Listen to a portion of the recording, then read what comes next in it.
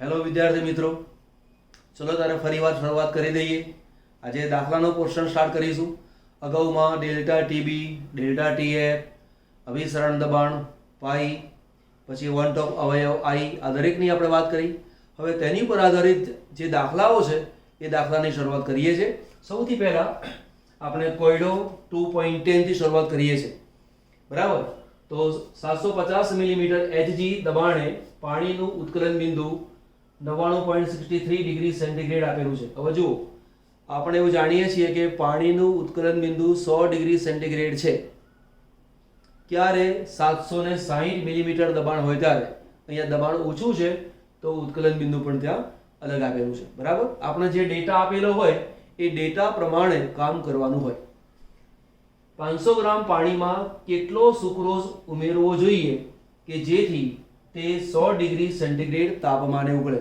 એટલે પાણીમાં તમે સુક્રોઝ ઉમેરી દો એટલે કે દ્રાવણ બની ગયું. એટલે આ જે વેલ્યુ છે એ કોની આવે? દ્રાવણનું ઉત્કલન બિંદુ કહેવાય, બરાબર. હવે સૂત્ર આપણને ખબર છે કે ડેલ્ટા ટીબી, આપણો ઓરિજિનલ સૂત્ર યાદ ખબર છે કે delta T B is equal to K B into small M into I. હવેથી આપણે કોઈ પણ દાખલો આ પ્રકારનો ગણવાનો હશે તો વચ્ચે આઈ લઈ લેવાના, કેમ કે આઈ ને હંમેશા યાદ રાખવાનો.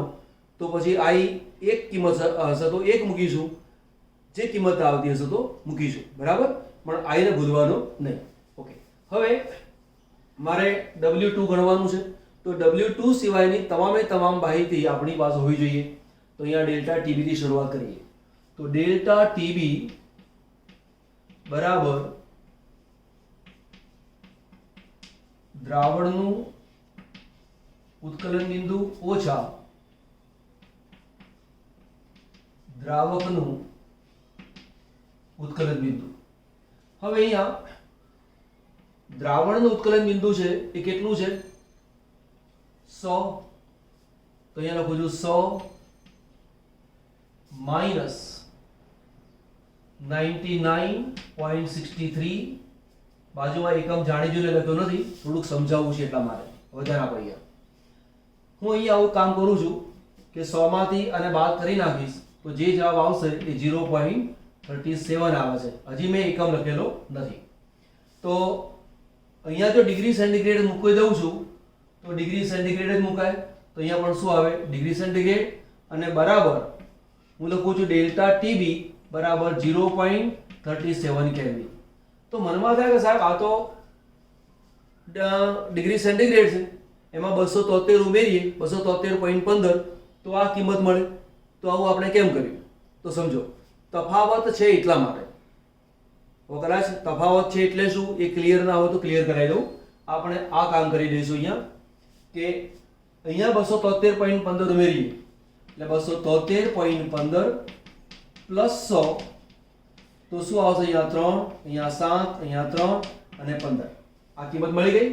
હવે આની અંદર પણ આપણે એવું કામ કરી લઈએ કે 273.15 99.63 એટલે 5 ને 3 8, 6 ને 1 7, 9 ને 3 12, 9 ને 10 ને 7 17, 1 2 ને 3.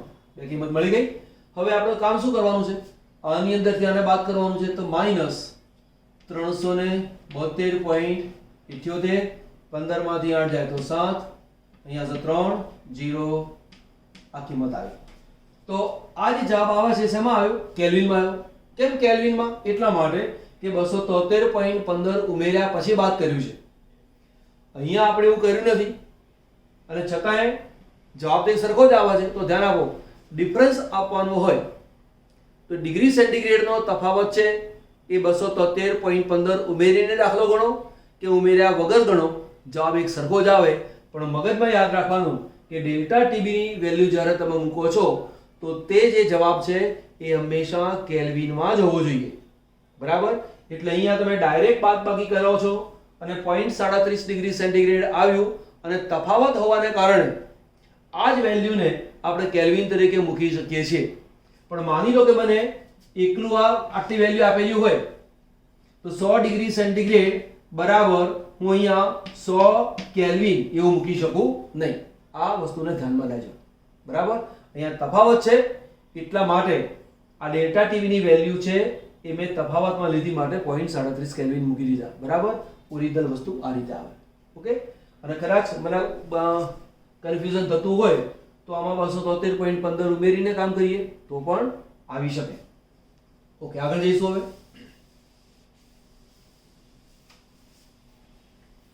તો આપણી પાસે ડેલ્ટા ટીબી મળ્યું, કેબી ની વેલ્યુ તો કેબી તો 0.52 કેલ્વિન કિલોગ્રામ પ્રતિ મોલ.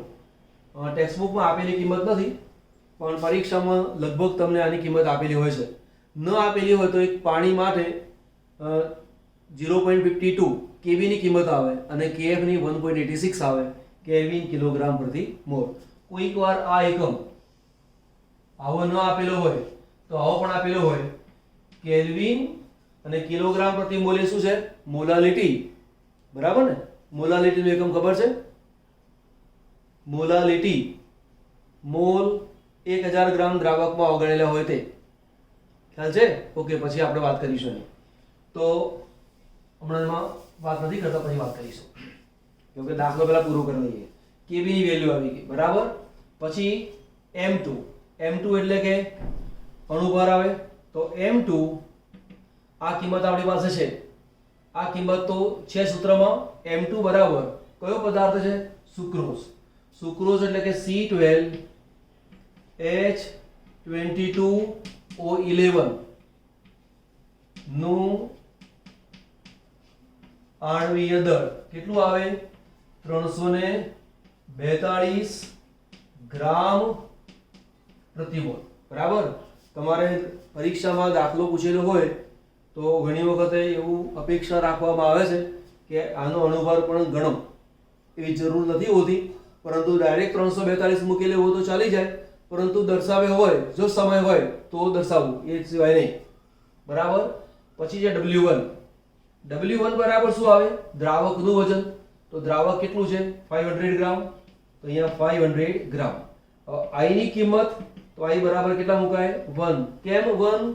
સુક્રોઝ આયનીકરણ થાય નહીં. Sucrose, glucose, fructose, urea, ethylene glycol, બરાબર, આવા પદાર્થો આપેલા હોય તો તેના માટે I બરાબર 1 મુકાય. હવે W2 ને સૂત્ર કરતા બનાવો તો W2 બરાબર ડેલ્ટા ટીબી. ડેલ્ટા ટીબી ની કિંમત છે 0.37 ગુણ્યા M2 342, W1 500 ગ્રામ, બરાબર. કેબી છેદમાં જશે તો 0.52, અહીંયા આવશે 1000, અહીંયા આવશે 1 અને બરાબર જે આવે તે જવાબ એકમ કયો થયો? ગ્રામ. ઓકે, નોંધ કરી લો. ચલો બીજું એક્ઝામ્પલ છે 2.11. એ બી સહેલો એક્ઝામ્પલ છે, આના જેવો જ છે. જેમ કે 75 ગ્રામ એસેટિક એસિડમાં ઉમેરવા પડતા એસ્કોર્બિક એસિડ. એસ્કોર્બિક એસિડ એટલે કે વિટામિન સી, એનું સૂત્ર આપેલું છે C6H8O6 નું આણ્વીય દળ ગણો કે જેથી તેનું ગલન બિંદુ 1.5 ડિગ્રી સેન્ટીગ્રેડ જેટલું ઘટાડી શકાય, બરાબર. તો ગણવાનું શું છે? આણ્વીય દળ. એસ્કોર્બિક એસિડનું આણ્વીય દળ 75 ગ્રામ એસેટિક એસિડમાં એસ્કોર્બિક એસિડને ઉમેરો છો તો જે એસ્કોર્બિક એસિડ છે એ દ્રાવ્ય પદાર્થ થયો અને એસેટિક એસિડ છે એ આપણી પાસે દ્રાવક થયો. તો આની અંદર કઈ કઈ વસ્તુ આપણી પાસે છે તે જોઈ લઈએ, બરાબર. પહેલી વાત તો ગલન બિંદુ 1.5 ડિગ્રી સેન્ટીગ્રેડ જેટલું ઘટાડી શકાય, એટલે કે તમને કિંમત આપેલી છે ડેલ્ટા ટીએફ ની, બરાબર. કેએફ આપેલું છે. હમણાં આગલા દાખલામાં વાત કરી હતી કે એકમ તો કેલ્વિન કિલોગ્રામ પ્રતિ મોલ, પણ આ વસ્તુ કોણ કહેવાય? પ્રતિ મોલાલિટી કહેવાય ને. આવું કહીએ છીએ આપણે કે ડેલ્ટા ટીએફ લઈએ, ચલો વાંધો નહીં, બરાબર. શું મૂકીએ આપણે? અહીંયા KF into M મૂકી દઈએ. તો મારે KF ને સૂત્ર કરતા બનાવવો હોય તો આ ક્યાં જાય? ડેલ્ટા TF છેદમાં કોણ આવે? M. M એટલે શું? મોલાલિટી. તો KF નો એકમ મૂકવો હોય તો આ જે છે એટલે કે આ એને શું કહેવાય? કેલ્વિન છેદમાં M. M એટલે શું? મોલાલિટી. મોલાલિટી તો આટલા બરાબર શું લખી શકાય K ઇન્ટુ મોલાલિટી અને ઇન્વર્સ બરાબર તો KF નો એકમ પણ આ રીતે આવે અને અગાઉના દાખલામાં KB જે લીધું હતું એનો એકમ પણ આ જ રીતે આવે આપણે આગળ જઈશું કે આ કિંમત આપણને આપેલી છે તો KF આ મૂકી દઈશું અહીંયા KF અહીંયા પણ મૂકી દઈશું આપણે KF શા માટે KF ઠાર બિંદુ ગલન બિંદુની વાત છે ને ઘટે છે એટલા માટે ટેમ્પરેચર ઘટે ત્યારે તે ઘન અવસ્થામાં રૂપાંતર પામે 75 ગ્રામ એસિટિક એસિડમાં એટલે દ્રાવકની વેલ્યુ છે તો અહીંયા 75 W1 બરાબર 75 ગ્રામ CH3COOH એસિટિક એસિડ પછી છે W2 જે એસ્કોર્બિક એસિડ ઓગાળો છો તે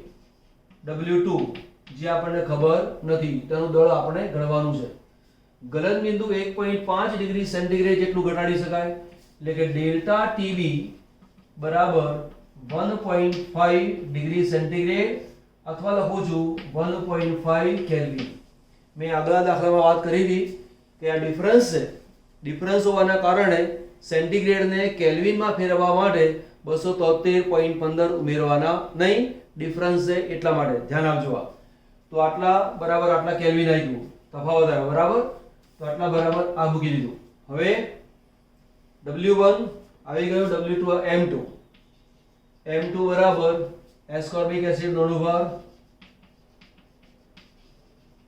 એસ્કોર્બિક એસિડ નો અણુભાર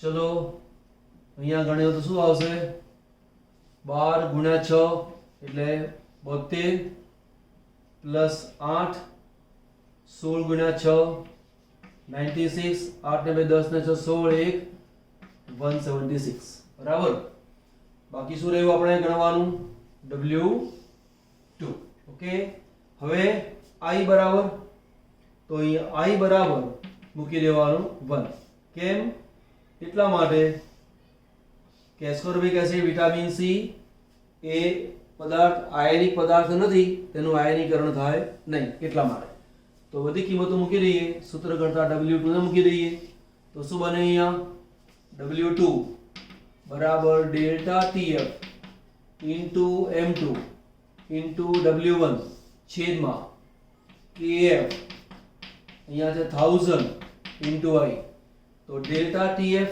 એની વેલ્યુ આપણી પાસે છે જ અહીંયા TF આવશે તો 1.5 ઇન્ટુ M2 176 W1 75 છેદમાં KF 3.9 અહીંયા આવશે 1000 અહીંયા આવશે 1 અને બરાબર જે આવે એ આપણો જવાબ કોયડો 2.12 37 ડિગ્રી સેન્ટીગ્રેડ તાપમાને 450 મિલીલીટર પાણીમાં 1,85,000 મોલર દળ ધરાવતા એક પોલિમરના 1 ગ્રામને ઉમેરીને બનાવેલા દ્રાવણનું અભિસરણ દબાણ ગણો અભિસરણ દબાણ ગણવાનું પૂછેલું છે તો પાઈ is equal two W2 M2 RT V અને અહીંયા I મૂકી દેવાનો I એટલા માટે મૂકી દેવાનો કેમ કે I ની કિંમત કોઈક વાર બદલાતા જતા હોય એટલે I ને સાથે રાખો એટલે ભૂલ ના પડે બરાબર પોલિમર પદાર્થ છે એટલે તેનું આયનીકરણ ના થાય એટલે ત્યાં I બરાબર કેટલા હોય 1 હોય શું ગણવાનું છે અભિસરણ દબાણ એટલે પાઈ ગણવાનું છે તો જુઓ વારાફરતી લિસ્ટ બનાવીએ W2 બરાબર દ્રાવ્યનું દળ તો દ્રાવ્યનું દળ દ્રાવ્ય પદાર્થ જે ઓગાળીએ છે તે તો કોને ઓગાળીએ છે આપણે 37 માં 1 ગ્રામ ને ઓગાળીએ છે તો અહીંયા આપણી પાસે આવશે 1.0 ગ્રામ R બરાબર કિંમત આપેલી નહીં હોય તો 0.08314 અને એકમ યાદ રાખજો લીટર વાતાવરણ મોલ કેલ્વિન આ તો એકમ છે. આ તો આવું પણ લખી શકાય કે લીટર વાતાવરણ પ્રતિ મોલ પ્રતિ કેલ્વિન તો પણ ચાલે. આર નું કામ પૂરું થયું. પછી ટી નું કામ આવ્યું. ટી બરાબર 273.15 પ્લસ 37 ડિગ્રી સેન્ટીગ્રેડ ઉમેરીએ. અહીંયા 273.15 ઉમેર્યા. અગાઉમાં સેન્ટીગ્રેડમાં ઉમેર્યા નહોતા. અગાઉમાં તફાવત આવતો હતો. આ દાખલામાં તફાવત આવતો નથી. તો અહીંયા આવશે 5 1 7 3 10 7 3 10 ને 11 2 ને 3 310.15 બરાબર. આનું કામ પૂરું થયું. M2 તમને આપેલો છે. કેટલો છે? 1,85,000 1,85,000 ગ્રામ પ્રતિ મોલ. V બરાબર કેટલું આપેલું છે? કદ 450 ml 450 ml બરાબર લીટરમાં ફેરવવાના 0.450 લીટર. આવું કેમ કર્યું તો સમજો. R નો જે એકમ છે એમાં લીટર આપેલું છે. R ના એકમમાં લીટર આપેલું હોય તો V એનું જે કદ છે એ પણ લીટરમાં જવું જોઈએ. તો કે જ્યારે R ની વેલ્યુ 0.8314 કાં તો 0.082 આવું લીધેલું હોય અને જો કદનો ઉપયોગ કરવાનો હોય તો કદને કમ્પલસરી તમારે લીટરમાં ફેરવવો પડે જ. આ બધી જ કિંમતો અહીંયા મૂકી દો સૂત્રની અંદર તો આપણો દાખલો ગણાઈ જાય. અને I જે છે એના બરાબર કિંમત કેટલી ગણવાની? 1, કેમ કે પોલિમર છે તેનું આયનીકરણ થશે નહીં. નોંધ કરી લો. ચાલો ટેક્સ્ટબુક નો સ્વાધ્યાયનો એક્ઝામ્પલ છે અને એ છે 2.32. જો 10 ગ્રામ આ પદાર્થનું સૂત્ર આપેલું છે બરાબર. CH3 CH2 CHCl COOH એનું મેં બંધારણ દર્શાવ્યું છે. જો આ CH3 એટલે CH3 CH2 એટલે CH2 CH એટલે Cl આ Cl ની જોડી દીધો COOH. કાર્બન 1 2 3 4 4 કાર્બન એટલે બ્યુટ. દરેકમાં સિંગલ બોન્ડ આવેલો છે એટલે પ્રત્યય લાગે N. COOH ગ્રુપ છે માટે ઓઇક એસિડ એટલે બ્યુટેનોઇક એસિડ. 2 નંબરના કાર્બન ઉપર Cl છે એટલે 2 ક્લોરો બ્યુટેનોઇક એસિડ અને અણુભાર છે 122.5 ગ્રામ પ્રતિ મોલ. મેં ગણતરી કરીને મૂકેલો છે સમય બચે એટલા માટે. આ જે પદાર્થ છે એ 10 ગ્રામ છે એને 250 ગ્રામ પાણીમાં ઉમેરવામાં આવે છે. તો પાણીનું ઠાર બિંદુ અવનયન કેટલું? તો પાણીનું ઠાર બિંદુ અવનયન એટલે કે મારે આ ગણવું છે. હવે આ ગણવું હોય તો આપણી પાસે કઈ કઈ માહિતી હોવી જોઈએ? તો એક તો KF ની માહિતી ખબર હોવી જોઈએ. તો KF આપેલો છે 1 પોઈન્ટ. ઓકે, આ ખબર છે. આ ખબર છે. W2 એટલે દ્રાવ્યનું વજન કેટલું છે? 10.8 ગ્રામ એ ખબર છે. M2 એટલે અણુભાર પણ ખબર છે. આ લખી નાખ્યું. W1 દ્રાવકનું વજન એ પણ ખબર છે 250 ગ્રામ. પરંતુ I મારી પાસે છે નહીં. જો I મળી જાય તો ડેલ્ટા TF મને મળી જાય બરાબર. તો I શોધવાય કેવી રીતે? તો કે I બરાબર 1 પ્લસ n માઇનસ 1 આલ્ફા. એટલે કે જો આલ્ફા ખબર હોય તો I ખબર હોય. પછી એક n ખબર હોવી જોઈએ. તો n છે શું? તો n નો મતલબ છે એસિડનું આયનીકરણ થવાથી કેટલા આયનો છૂટા પડે છે તે. તો આપણે એક કામ કરીએ. આ જે પદાર્થ છે એમાં આખો ભાગ આટલો છે એની જગ્યાએ મૂકું છું R એટલે લખું છું R COOH. એનું આયનીકરણ થાય તો લખું છું R COO માઇનસ અને H પ્લસ. એટલે એક કણ આ મળ્યો, બીજો કણ આ મળ્યો એટલે ટોટલ કણ કેટલા મળ્યા? 2. તો કુલ કણ બરાબર 2. therefore n is equal to 2. તો આ સૂત્રની અંદર મારી પાસે n બરાબર 2 મળી ગયા. હવે મારે શોધવાનું શું છે? આલ્ફા શોધવાનું રહ્યું. તો આલ્ફા શોધી લઈએ. તો આલ્ફાનું સૂત્ર શું? તો કે alpha is equal two √KA/C. 11માં સાયન્સમાં સૂત્ર આવડતું હતું.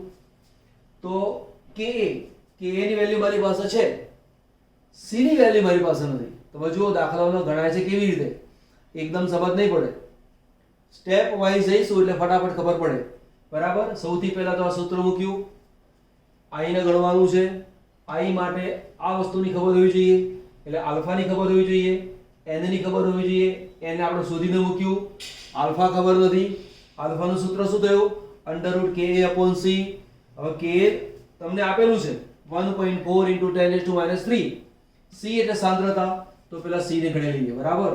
c ની સાંદ્રતાને આપણે અહીંયા નોર્મલી c ની સાંદ્રતાને મોલારિટી તરીકે ગણવામાં આવે, પણ અહીંયા મોલારિટીની જગ્યાએ આપણે મોલારિટીને જ સાંદ્રતા તરીકે સ્વીકારી લઈશું, કેમ કે બહુ મોટો ફેર પડવાનો નથી એટલા માટે. બરાબર. તો સ્મોલ m = 1000 * W2 છેદમાં m2 અને અહીંયા છે W1, તો આટલા બરાબર 1000 ગુણ્યા W2. W2 દ્રાવ્યનું વજન છે, કેટલા ગ્રામ છે? 10 ગ્રામ. અણુભાર 122.5 ગુણ્યા W1. W1 કોણ છે? 250 ગ્રામ પાણી. બરાબર. 250 ગ્રામ પાણી. અહીંયા શું આવે ખરેખર? દ્રાવકનું દળ. તો આપણી પાસે આવી ગયું. જો મારી પાસે મોલારિટી શોધવાની હોત તો અહીંયા કદ મૂકતા. બરાબર ને. હવે 250 ગ્રામ પાણી હોય એનું કદ કેટલું થાય? 250 ml જ થઈ જાય. બરાબર.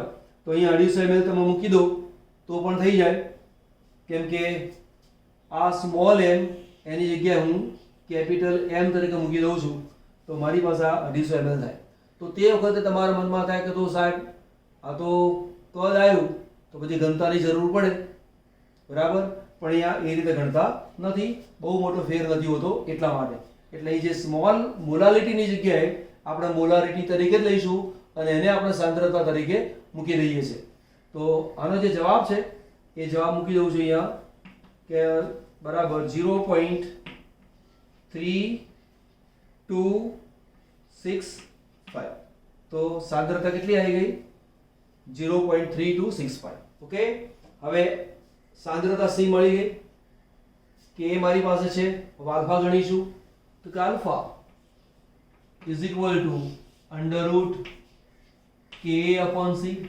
= ka ની વેલ્યુ કેટલી છે? તો તમે જુઓ 1.4 × 10⁻³ તો અહીં મૂકી દઈશું 1.4 × 10⁻³ છેદમાં c સાંદ્રતા. સાંદ્રતા હમણાં શોધી આપણે 0.3265 અને આટલા બરાબર જે કિંમત આવે છે એ મૂકી દઉં છું 6.5475 × 10⁻². કોની કિંમત આવી? આલ્ફાની કિંમત આવી. આ કિંમત આલ્ફાની મળી ગઈ. તો આલ્ફા છે આપણી પાસે, n પણ છે, એની પરથી કોણ મળશે? i. તો therefore i = 1 + n. કણ કેટલા છૂટા પડ્યા? 2, એટલે 2 - 1 આલ્ફા કિંમત કેટલી આવી? આટલી છે. આની જગ્યા મૂકી દઉં છું આ રીતે 0.06547 છે. 4 છે અહીંયા, 5 મૂકી દઉં એટલે આપણને નજીકનો આંકડો મળી જાય. તો અહીંયા કિંમત આવશે 0.0655 બરાબર 1 + 2 માંથી 1 જાય તો 1 ગુણ્યા કિંમત મૂકો એટલે 0.0655 = 1.0655 = i. આ કિંમત મળી આપણને i ની. હવે i ની કિંમત આમાં મૂકી દો તો બાકીનું બધું કામ મળી જશે કે therefore ΔTF બરાબર kf ની વેલ્યુ આપણી પાસે છે 1.86 × 1000 દ્રાવ્યનું વજન. દ્રાવ્ય કેટલું છે? 10 ગ્રામ. અહીંયા મૂક્યા 10 ગ્રામ છેદમાં m2 દ્રાવ્ય પદાર્થનો અણુભાર 122.5 122.5 ગુણ્યા W1 દ્રાવક 250 ગ્રામ, અહીંયા મૂક્યું મેં 250 ગ્રામ ગુણ્યા I ની વેલ્યુ શોધી છે 1.0655 અને જે આવે તે આપણો જવાબ. ઓકે, લખી લો.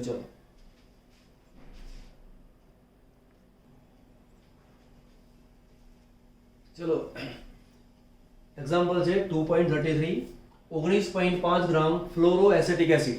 જો તમને ખબર હશે અહીંયા કે CH3COOH એનું નામ શું થાય? Acetic acid. એમાંથી એક H કાઢી નાખ્યો, એની જગ્યાએ મૂક્યો છે F. 3 H હતા, એની જગ્યાએ 2 રાખ્યા, એક H કાઢી નાખ્યો, એની જગ્યાએ મૂક્યું છે F. તો તેનું નામ થાય ફ્લોરો એસેટિક એસિડ. ઓકે, 19.5 ગ્રામ ફ્લોરો એસેટિક એસિડ 500 ગ્રામ પાણીમાં ઓગાળવામાં આવ્યો. એટલે કે આ દ્રાવ્ય પદાર્થ છે, આ દ્રાવક છે. પાણીના ઠાર બિંદુનું અવનયન 1.0 ડિગ્રી સેન્ટીગ્રેડ એટલે કે ડેલ્ટા TF ની કિંમત આપેલી છે. ફ્લોરો એસેટિક એસિડનો વિયોજન અચળાંક અને બોન્ડ ઓફ અવયવ શોધો. અહીંયા શબ્દ છે વિયોજન અચળાંક. હવે જો બે શબ્દો સરખા છે, ભૂલ ના થઈ જાય એનું ધ્યાન આપજો. એક શબ્દ છે વિયોજન અચળાંક, અને વિયોજન અચળાંક એનો મતલબ થયો Ka, અને બીજું એક છે અને તે છે વિયોજન અંશ, અને તેનો મતલબ થાય આલ્ફા. આટલા છેદમાં આટલા એવું નથી, ધ્યાન આપજો. ભૂલ થઈ જાય ને, વિદ્યાર્થી તરીકે કામ કરતા હોઈએ, 2-4 ચેપ્ટર ચાલી જાય ત્યાર પછી તમે જોવા જાઓ તો કે સાહેબે સૂત્ર લખ્યું હતું કે વિયોજન અંશ છેદમાં વિયોજન અચળાંક છેદમાં વિયોજન અંશ બરાબર આટલા ભાગ્યા આટલા. આપણે એવું અહીંયા સૂત્ર નથી. ઓકે, વિયોજન અચળાંક એને કહેવાય છે Ka અને વિયોજન અંશ એટલે આલ્ફા. આપણે આ પૂછેલું છે, બરાબર? તો હવે પૂછી નાખું છું કેમ કે દાખલો ગણવામાં જગ્યા મને ખૂટે છે એટલા માટે. દાખલો મોટો છે એટલે તો ને ઉતારી લેજો સાઈડમાં. તો આપણે ગણવાનું છે બોન્ડ ઓફ અવયવ I ગણવો છે. તો બધી વસ્તુ આપણી પાસે છે. ડેલ્ટા TF કેટલું છે? 1.0. અગાઉ વાત કરી હતી ડિગ્રી સેન્ટીગ્રેડ છે, પરંતુ આ તફાવત છે, એટલે તફાવત હોવાના કારણે એને કેલ્વિન તરીકે તમે મૂકી શકો છો, બરાબર? KF. હવે અહીંયા KF ની વેલ્યુ આપેલી નથી, પરંતુ દ્રાવક તરીકે પાણી છે, અને દ્રાવક તરીકે પાણી હોય તો તેની કિંમત છે 1.86. નોર્મલી આ કિંમત તમને આપેલી હોય જ છે, બરાબર? પછી છે 1000 ઇન્ટુ W2 દ્રાવ્ય પદાર્થનું વજન 19.5 એટલે 19.5 ગુણ્યા I જે શોધવાનું છે. M2 દ્રાવ્ય પદાર્થનો અણુભાર. દ્રાવ્ય કોણ છે? Fluoro acetic acid. શોધીને મૂકેલો છે અહીંયા 78 ગ્રામ પ્રતિ મોલ. W1 દ્રાવકનું વજન કેટલું છે? 500 ગ્રામ. તો અહીંયા મૂકી દીધા 500. I મારે શોધવાનું છે કે therefore I is equal to 1.075. આ કિંમત મેં મૂકી દીધી. ઓકે, હવે મારે ગણવાનું છે Ka. Ka ગણવું હોય તો સૂત્ર આપણી પાસે છે કે Ka બરાબર C alpha square અને 1 minus alpha. જો એક સાઈડમાં એક વસ્તુ કહી દઉં કે 1 minus alpha is approximately 1. એટલે ઘણી વખત તમે Ka બરાબર C alpha square થી દાખલા ગણશો તો બહુ ફેર પડતો નથી, જવાબ સાચો જ આવશે. અત્યારે આપણે આ સૂત્ર પ્રમાણે જ કરીશું, કેમ કે વિયોજન બહુ જ ઓછું થાય. એસેટિક એસિડ હોય, ફ્લોરો એસેટિક એસિડ હોય તો તેનું આયનીકરણ બહુ ઓછું થાય, એટલે મૂળ સાંદ્રતા અને સંતુલન સમયની સાંદ્રતા એમાં ખાસ ફેર પડતો નથી. પણ આપણે આ રીતે જ કરીશું, બરાબર? તો આ દાખલો ગણવા માટે મારી પાસે કઈ કઈ વસ્તુની જરૂર પડે? તો કે આલ્ફાની જરૂર પડે. ગણવું છે કોને? મારે ગણવું છે Ka. Ka ગણવા માટે સૂત્ર છે આ. તો આ ગણવા માટે મારી પાસે બે વસ્તુની જરૂર પડે. એક એક સી ની જરૂર પડે અને બીજું છે આલ્ફાની જરૂર પડે. ઓકે, તો સી અને આલ્ફા બંને શોધી લઈએ. તો પહેલા સી શોધી લઈએ. બરાબર. ઓકે, આઈ શોધેલું છે ને, તો આલ્ફા ગણી નાખો. તો ખબર છે આવું કે આઈ બરાબર 1 પ્લસ n માઇનસ 1 આલ્ફા. આઈ ની કિંમત છે જ 1.075 is equal two 1 plus n minus 1. હવે n એટલે આપણે કામ કરી દઈએ, સૂત્રમાં લખી દઉં છું એટલે ભૂલ ના પડે. CH2F COOH એનું આયનીકરણ થાય. આટલો જે ભાગ છે અને એક આટલો ભાગ છાપો તો શું બને? CH2F COO minus plus H plus. એટલે એક કણ આ થયો, એક કણ આ થયો.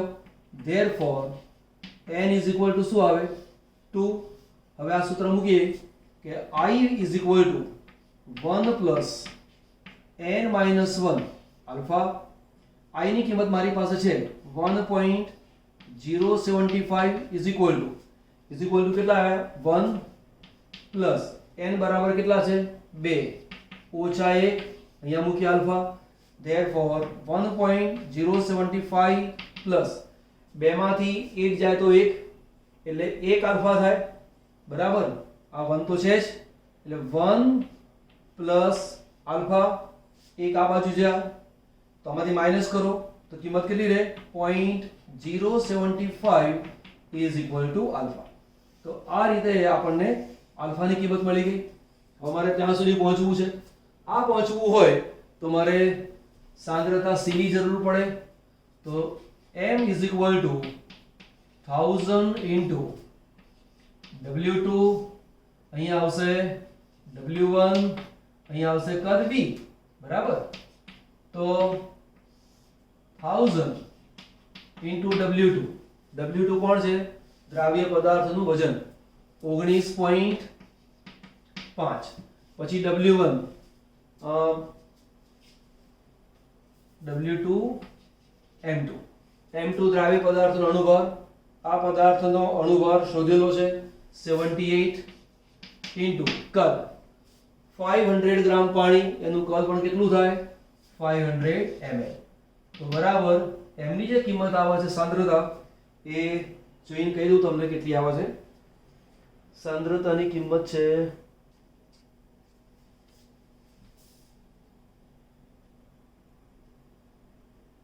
0.5. આની કિંમત કેટલી આવી? 0.5. તો m ની કિંમત આવી ગઈ મારી પાસે 0.5. એટલે કે આ કિંમત કોની થઈ? સાંદ્રતા બરાબર 0.5 મોલ પ્રતિ લિટર. હવે અહીંયા સુધી પહોંચવાનું છે તો કામ કરી દઈએ. Ka is equal to C alpha square. આની કિંમત આવી 0.5 ઇન્ટુ આલ્ફા સ્ક્વેર. આલ્ફાની કિંમત આપણી પાસે શોધેલી છે 0.075 એનો સ્ક્વેર છેદમાં 1 માઇનસ આલ્ફા એટલે 1 માઇનસ 0.075 ઇક્વલ ટુ ફરી મૂકું છું 0.5 ઇન્ટુ 0.075 સ્ક્વેર અને આમાંથી આ બાદ કરશો તો કિંમત કેટલી આવશે? 0.925 અને Ka ની જે વેલ્યુ છે એ છે 3.04 ઇન્ટુ 10⁻³